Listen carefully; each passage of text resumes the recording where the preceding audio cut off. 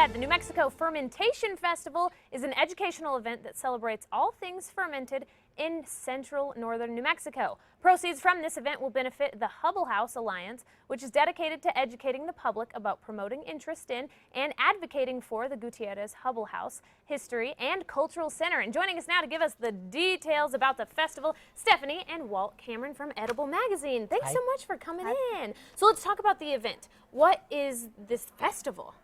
So the New Mexico Fermentation Festival, it's the first fermentation festival in New Mexico. They've been happening around the country for a little while, but it's new and hip to New Mexico. And it's really an opportunity to educate people about food because it's kind of amazing how many things are fermented that you don't realize are. Yeah, so let's jump into kind of a list. What kinds of foods go under the fermented category? Well, things like sauerkraut, pickles, of course. Everybody knows pickles. Okay.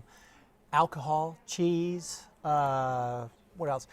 Sometimes something that people don't really know is chocolate is actually a fermented food. I didn't know that. These are some of my favorite foods. So a little bit later we're going to be in the kitchen and we're going to be walking through that. Now, are you familiar with it? Is it a difficult process?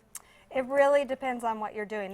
Sauerkraut can be super simple, and it's literally chopping some cabbage, putting some salt on it, sticking it in a crock, and letting it sit until it's the sourness that you like, days, weeks, and then you put it in the refrigerator. It's that simple. And then there's the more complicated processes of alcohol, spirits, cider, that kind of stuff. Which can take a long kombucha, time. What she'll be showing us in the kitchen is kombucha. Now we talk about Rio Grande cuisine, however you want to say it. Now, does fermented foods play a big role in that?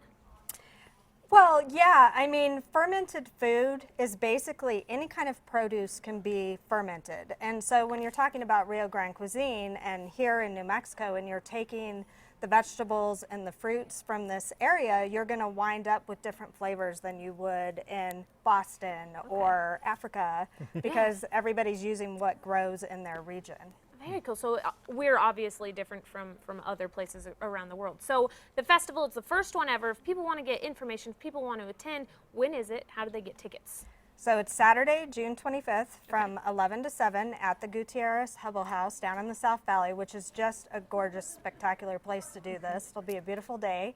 And you can go to nmfermentationfest.com to get tickets. And I recommend you do it soon because it is a limited size event. Okay, so there are a limited amount of tickets. Get your tickets now so that you don't miss out on this opportunity. Thanks so much for coming in. For now, we're going to send things over to Chad because he has even more details on this. Chad?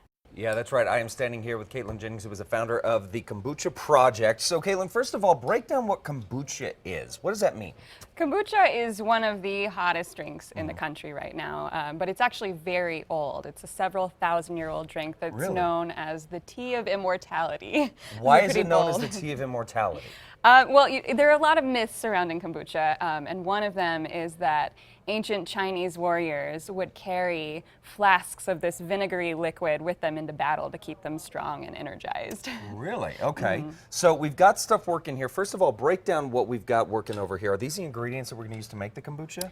So these are some of the additions that you can use. Kombucha has a two-part process. So the first part of the process uses a simple tea base. What we've got boiling here is just black tea and sugar in a gallon of water. And you let that cool down to room temperature and add it to a culture, which we've got some of our cultures here. So culture, break down what that means for us. So in this case, for kombucha, the culture is called a SCOBY, which is a symbiotic culture of bacteria and yeast. So what you're seeing in these sort of pancake rims, if you can get a shot of that, that's actually the bacteria. And then the yeast live in the liquid and they attach to the bottom of those plates. So it's a two-part process where the yeast take the sugars, turn them into alcohol, and then the bacteria take those alcohols and turn them into acetic acid, which is what makes the drink. Really? Okay. Wow, I had no idea the process was that long. So, so once the black tea is boiled off, it's cooled off. How do you add that in? Is it you're just mixing it in? Yeah, exactly. As long as it's at room temperature, so that the bacteria and yeast can stay alive. You just add it to the culture. We use about 1 cup of starter for a gallon of tea base. Okay. And then you, because of the acidity, you can just let it sit at room temperature, continue fermenting, and check it about a week in, and then every day thereafter, and you'll get just the flavor that you want. Gotcha. Okay. So let's talk about the kombucha project. What is that all about? The kombucha project came from sort of some of my observations working with the State Farmers Marketing Association to fill in some of the gaps that we're seeing in our local food system.